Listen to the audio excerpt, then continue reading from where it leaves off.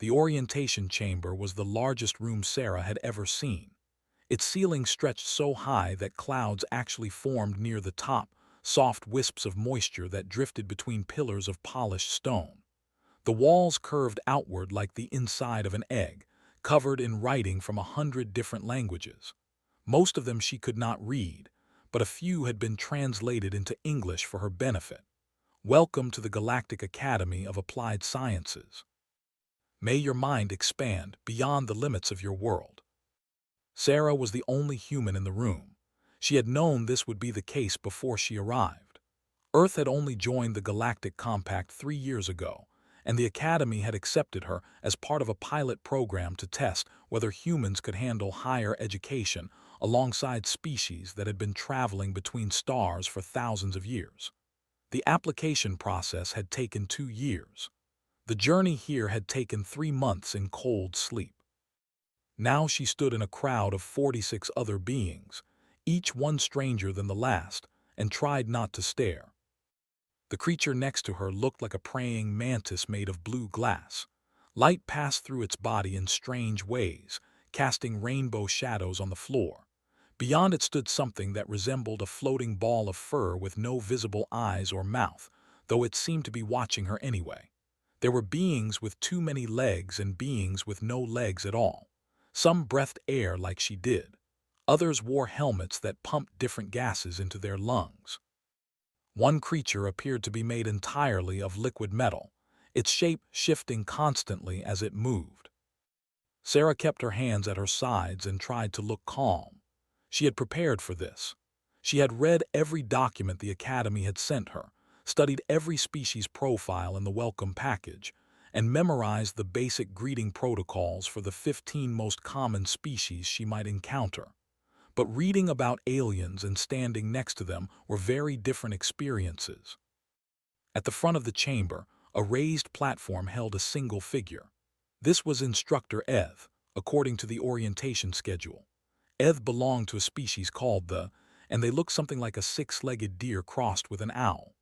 Their body was covered in soft brown feathers, and their face held 4 eyes arranged in a diamond pattern.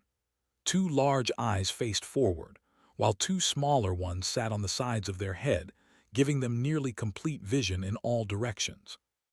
When they spoke, their voice came from somewhere in their chest, translated into English by the small device attached to Sarah's collar.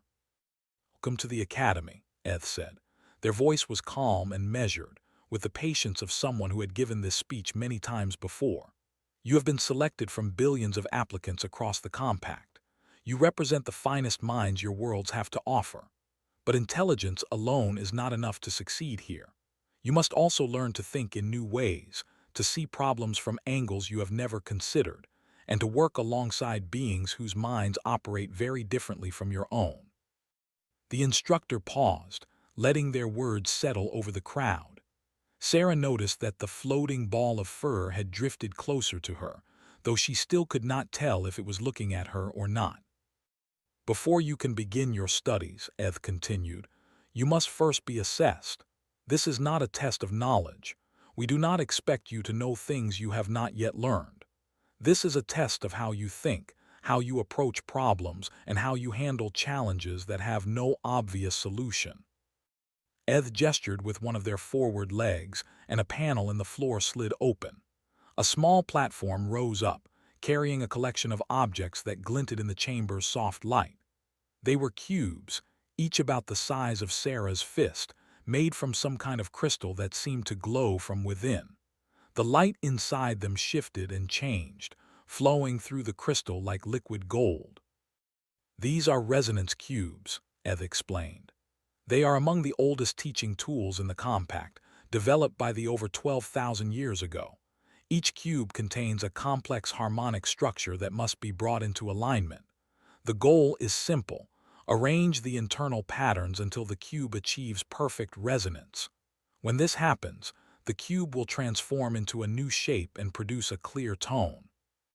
The instructor moved along the platform, their 4 eyes scanning the assembled students. "The resonance cube is designed to test patience, intuition, and your ability to sense subtle patterns. Most species approach it through meditation, reaching out with their minds to feel the vibrations within the crystal. The fastest recorded solution took 18 rotations of this planet's primary moon. The average time is between 30 and 40 rotations. Sarah did some quick math. A rotation of the local moon was about 26 hours, so the average time to solve one of these cubes was somewhere between 30 and 40 days. The fastest ever was still over 18 days. She looked at the glowing crystal in Ed's hands and felt a small knot form in her stomach. "You will have as much time as you need," Ed said. "There is no penalty for taking longer than average. The goal is not speed, but understanding. How you approach this challenge will determine your placement in the Academy's various tracks. Those who demonstrate exceptional intuitive abilities may be placed in advanced programs. Those who struggle may receive additional support and guidance." The instructor did not say what would happen to those who failed completely. Sarah suspected it was not good. Eth began moving through the crowd, handing a cube to each student. The glass mantis received its cube with delicate precision, holding it up to catch the light. The ball of fur somehow absorbed its cube into its body, which made Sarah wonder how it was supposed to manipulate the thing. The liquid metal creature let its cube sink into its form, then pushed it back out again, as if testing its weight. When Eth reached Sarah, their 4 eyes studied her with open curiosity. Humans were new to the compact, and she knew that most species did not expect much from them. Humans had no psionic abilities that anyone knew of. They could not sense magnetic fields like the or perceive quantum fluctuations like the. They were, by galactic standards, remarkably limited in their sensory capabilities. "Human," Eth said, their voice neutral. "You may find this particularly challenging. Your species lacks the sensory adaptations that most beings use to solve the resonance cube. Do not be discouraged if progress comes slowly. The Academy values persistence." Sarah took the cube. "Thank you," she said. The crystal was warm in her hands, almost alive. She could feel something moving inside it, a faint vibration that tickled her palms. The light within shifted as she held it, flowing from one face to another in patterns that seemed almost random. She turned the cube over, examining each face. There were 6 sides, each one displaying a different pattern of light. The patterns were not static. They moved and changed, responding to something she could not see. As she watched, she noticed that certain colors seemed to cluster together while others pushed apart. When 2 similar colors touched, they briefly merged before separating again. Sarah turned the cube again, faster this time. She was looking for something, though she was not entirely sure what. The patterns continued to shift. Colors merged and separated. The vibration in her hands changed pitch slightly as she moved the cube through different orientations. She pressed on one face gently and felt the crystal give slightly beneath her fingers. The internal patterns responded, shifting in a way that was different from before. She pressed again, harder this time, and watched how the colors reacted. Eth had moved on to the next student. Around her, the other beings were settling into meditative poses, preparing for the long work ahead. The glass mantis had closed its eyes and was humming softly to itself. The ball of fur had gone completely still, its cube hidden somewhere inside its body. Sarah did not close her eyes. She did not meditate.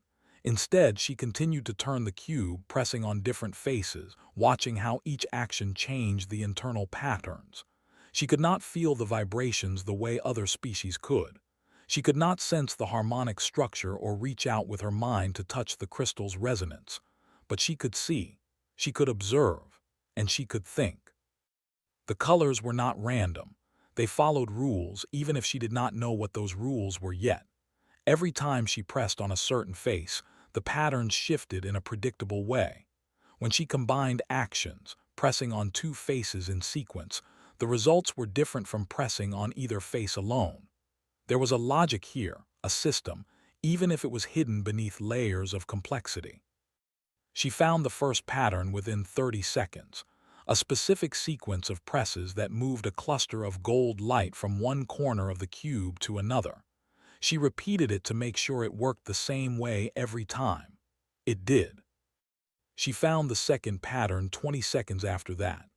Another sequence, this one affecting a different color. She combined the two patterns and watched how they interacted. Around her, the chamber had fallen silent. Students were deep in meditation, reaching out with senses she did not possess, beginning the long, slow work of understanding their cubes. No one was watching her. She was, after all, just a human. Everyone knew that humans would take the longest to solve the resonance cube if they could solve it at all. Sarah's fingers moved faster now. She was not guessing anymore. She could see the solution, or at least the path to it.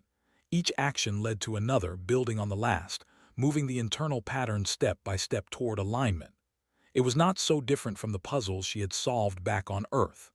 Different rules, different mechanisms, but the same basic principle. Understand the system, break it down into parts, and solve each part in the right order. She executed the final sequence. The cube chimed, a clear, pure tone that rang through the chamber like a bell. Its faces shifted, folding inward and outward at the same time, transforming from a simple cube into a perfect dodecahedron of crystalline light.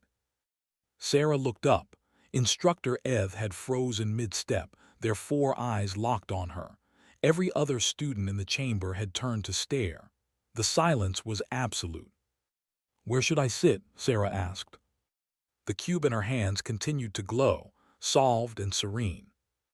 The next several hours were among the strangest of Sarah's life, which was saying something considering she was standing on an alien world surrounded by creatures that would have been considered impossible just a decade ago. After her cube had chimed, the orientation ceremony had come to an abrupt halt. Instructor Eth had stared at her for what felt like a full minute, their four eyes blinking in a pattern that her translation device identified as extreme surprise. Then they had asked her to wait while they consulted with other faculty members. The other students had been led away to continue their assessments elsewhere. Sarah had been taken to a small room with comfortable seating and a window that looked out over a garden filled with plants from 100 different worlds. A service drone had brought her water and something that resembled a sandwich, though the bread was purple and the filling tasted like spicy cheese. She had eaten it while waiting, watching the alien flowers sway in a breeze she could not feel through the glass. Now she sat in a different room entirely. This one had no windows. Its walls were a soft gray color that seemed to absorb light rather than reflect it. The only furniture was a single chair in the center of the floor, facing a curved membrane that looked like frosted glass. She had been told that this was an observation room, though what exactly was being observed remained unclear. Behind the membrane, she could hear voices. Many voices, speaking in languages that her translation device struggled to keep up with. She caught fragments of conversation, pieces of sentences that did not quite connect. The recording shows, impossible, no resonance detection. 12 seconds total manipulation time. Must have cheated, some kind of device. Scanned her 3 times, nothing. Sarah folded her hands in her lap and waited. She had not cheated. She did not know how to cheat at something like this. She had simply looked at the puzzle, figured out how it worked and solved it. That was what puzzles were for. The voices continued for another 20 minutes. Sarah counted the seconds in her head, a habit she had developed during boring meetings back on Earth. When she reached 1200, a section of the membrane turned clear, revealing a room full of beings she did not recognize. There were 17 of them, representing at least 10 different species. Some stood on legs, others floated, and one appeared to be hanging from the ceiling like a very large and very intelligent bat. At the center of the group stood Instructor Eth, their feathers ruffled in a way that suggested agitation. Beside them was a being that looked like a collection of geometric shapes held together by blue light, its form shifting constantly as if it could not decide what shape it wanted to be. "Human Sarah," Eth said. Their voice was different now, more formal. "Do you understand why you have been brought here?" "Not entirely," Sarah admitted.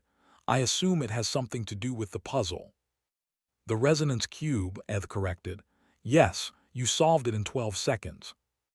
I did not time myself, but that sounds about right. The geometric being drifted forward. Its voice came from everywhere at once, as if the air itself was speaking.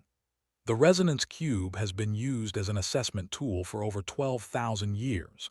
In that time, the fastest recorded solution took 18 rotations. That is approximately 468 of your Earth hours. You completed the same task in 12 seconds. Sarah was not sure what to say to that. I am sorry. Do not apologize, the geometric being said. We are not angry, we are confused. The resonance cube is designed to be solved through harmonic sensing, through feeling the vibrations within the crystal and gradually bringing them into alignment. Your species lacks the sensory organs necessary for this process. You should not have been able to solve it at all, let alone in 12 seconds. I did not sense any vibrations, Sarah said. I just looked at the patterns and figured out how they worked. The room fell silent. The bat creature on the ceiling made a sound that her translator identified as skeptical laughter. That is not possible, Eth said. The internal patterns of the resonance cube are generated by quantum fluctuations. They cannot be predicted or understood through visual observation alone. With respect, Instructor, I think they can. Another silence.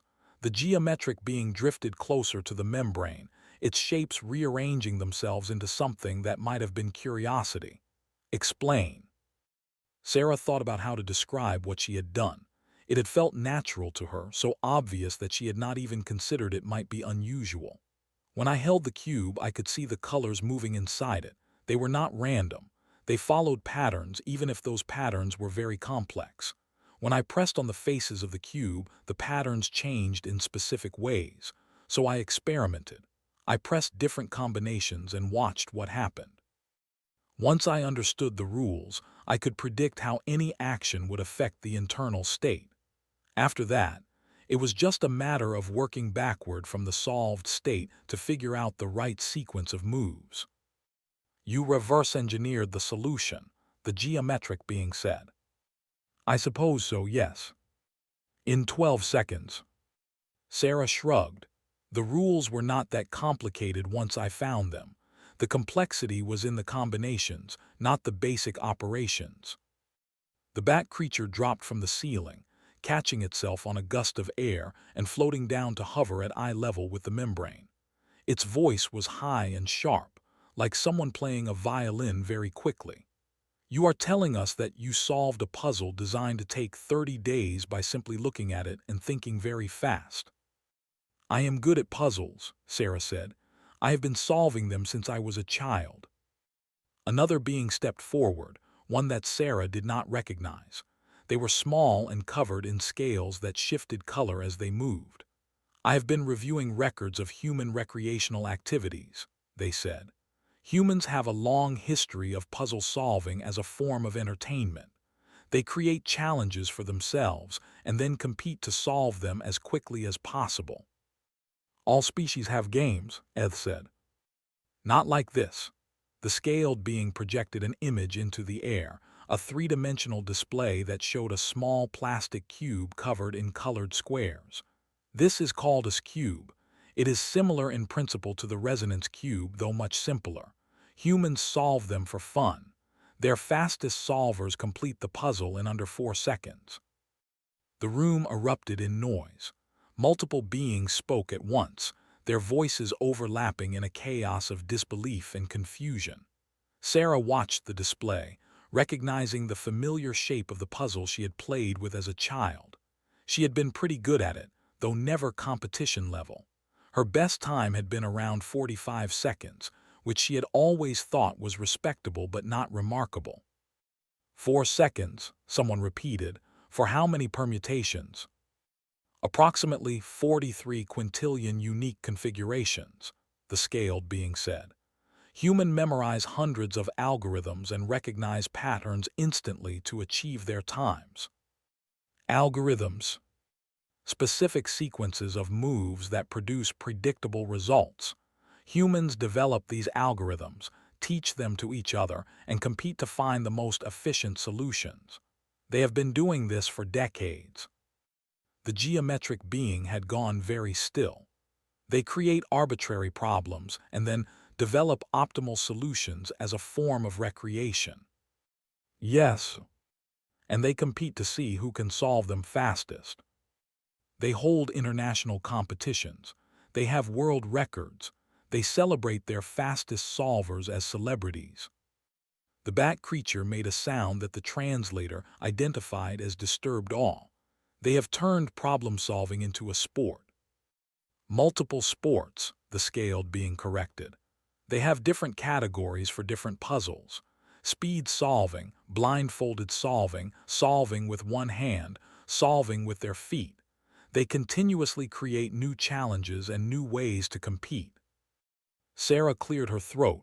Everyone turned to look at her. I feel like I should mention that I am not actually very good at by human standards.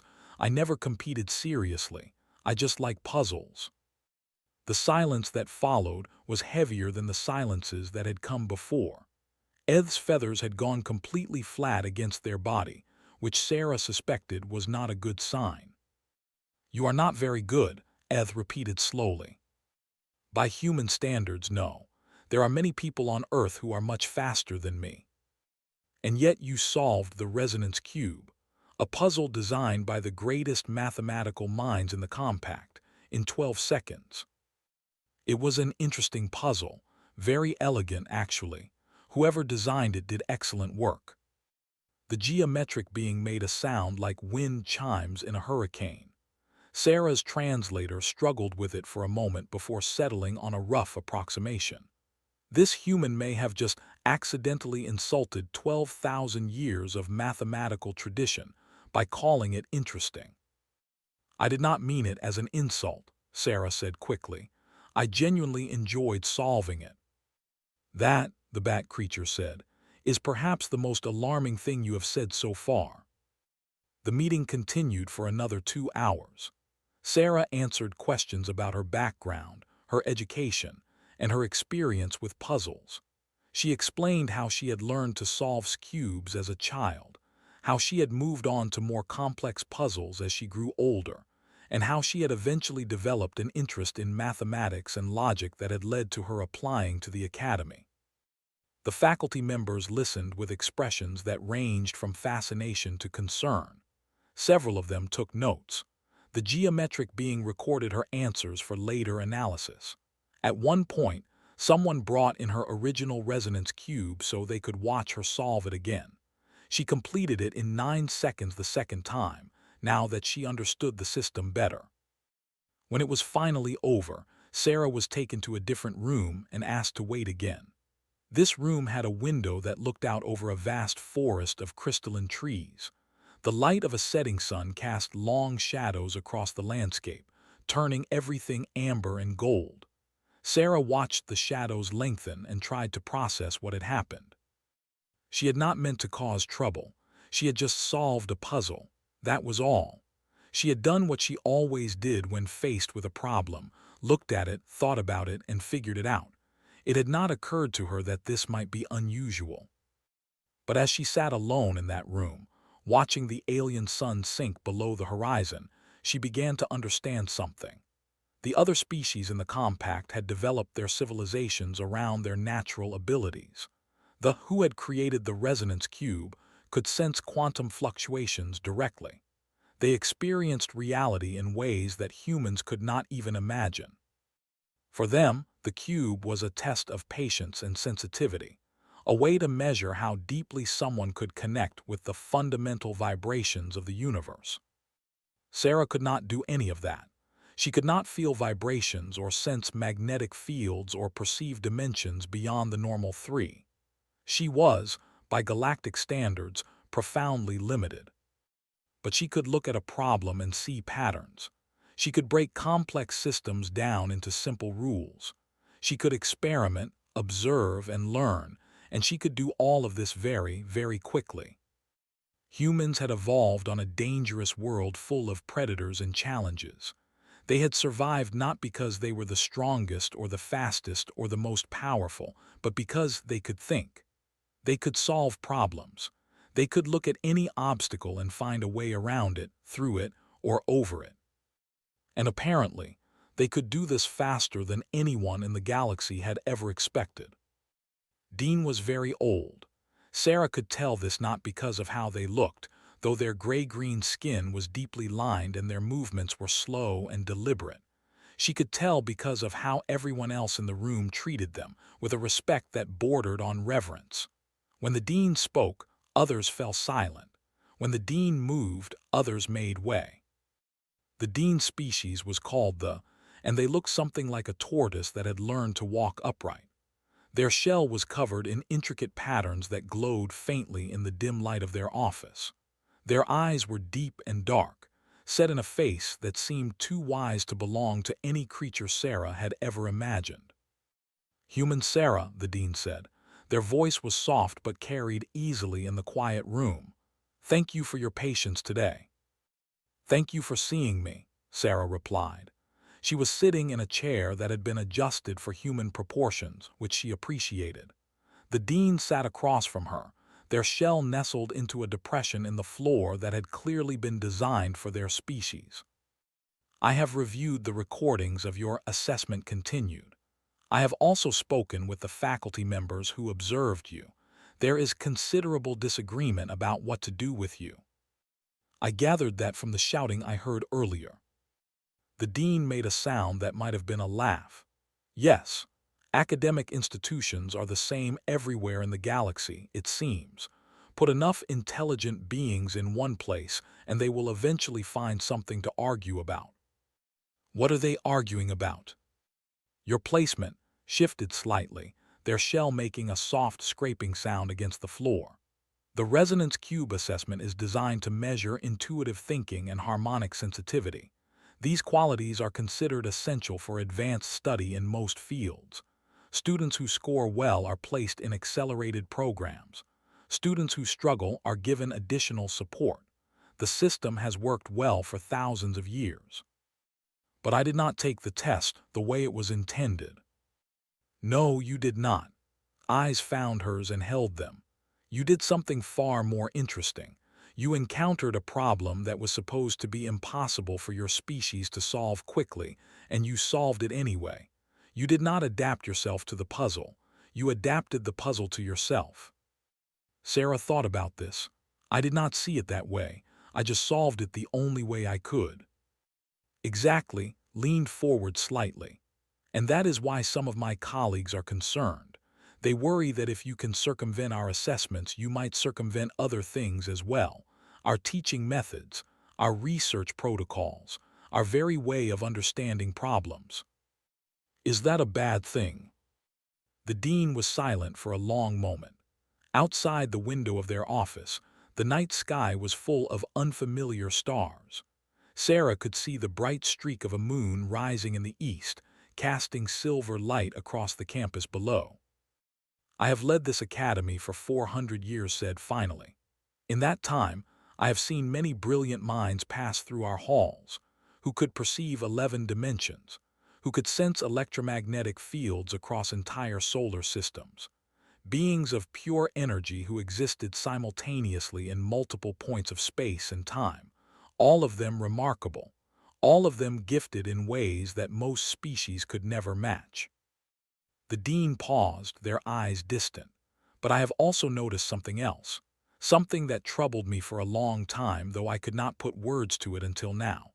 Our greatest minds tend to approach problems in similar ways. They use the abilities they were born with. They see what their senses show them. They are brilliant, yes, but they are brilliant within certain limits." "And humans do not have those same abilities," Sarah said. "No, you do not."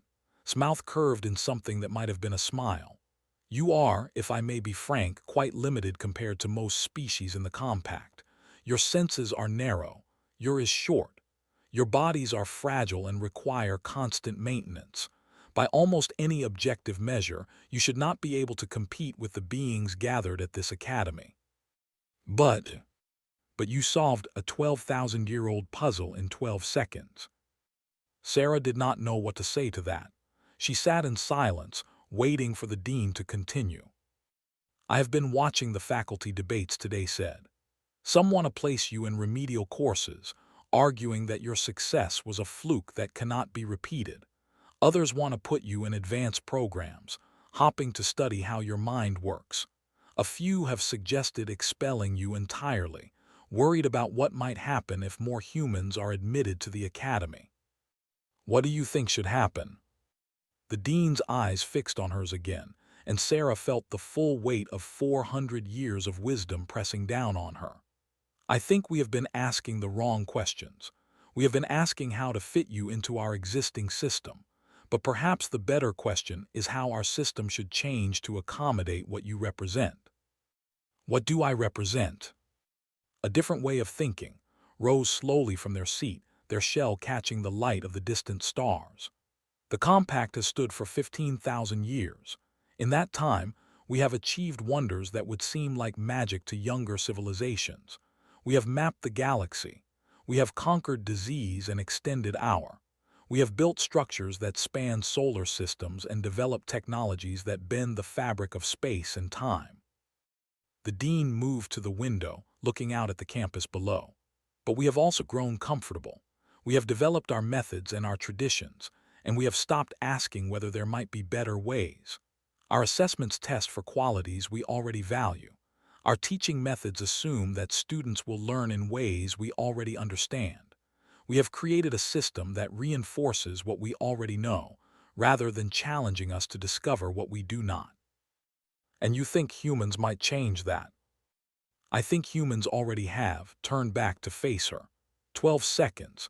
That is how long it took you to append 12,000 years of assumptions. Not because you are more intelligent than the who designed the resonance cube. Not because you have abilities they lack, but because you looked at the problem differently. You asked different questions. You found answers that no one else had thought to look for." Sarah felt something shift inside her, a growing understanding of why she had been brought here. "So what happens now?" The dean returned to their seat, moving with the careful deliberation of age and wisdom. "I have made a decision that some of my colleagues will not appreciate. You will not be placed in remedial courses. You will not be placed in standard accelerated programs either." "Then where?" "You will be placed in a new program, one that does not exist yet." Eyes glinted in the starlight. "You will work with our faculty to develop new assessment tools and teaching methods. You will help us understand how your species approaches problems, and you will help us discover whether there are lessons we can learn from your perspective." "I am just one person," Sarah said. "I cannot represent all of humanity." "No, you cannot, but you can be a beginning." The dean reached into a compartment in their shell and a small crystal sphere. Inside it, light moved in patterns that Sarah found strangely familiar. "This is a teaching crystal," explained. "It contains the accumulated knowledge of 100 species, developed over thousands of years. It represents the best of what the compact has learned about education and problem-solving, and the nature of intelligence itself." The dean placed the crystal on the table between them. "I would like you to solve it." Sarah picked up the crystal. It was warm in her hands, just like the resonance cube had been. The patterns inside shifted and changed as she turned it, responding to her touch in ways that seemed almost alive. She looked up at the dean. "How long does it usually take?" "The record is 200 years, said. "Most never completed at all." Sarah turned the crystal over again. The patterns were incredibly complex, far more intricate than anything in the resonance cube. There were layers upon layers of information, connections that branched and split and merged in ways that made her head spin. But beneath the complexity she could see structure, rules, logic, a system that could be understood if she looked at it the right way. "I am going to need a notebook," she said, "and probably some coffee. Do you have coffee here?" The dean made that sound again, the one that might have been a laugh.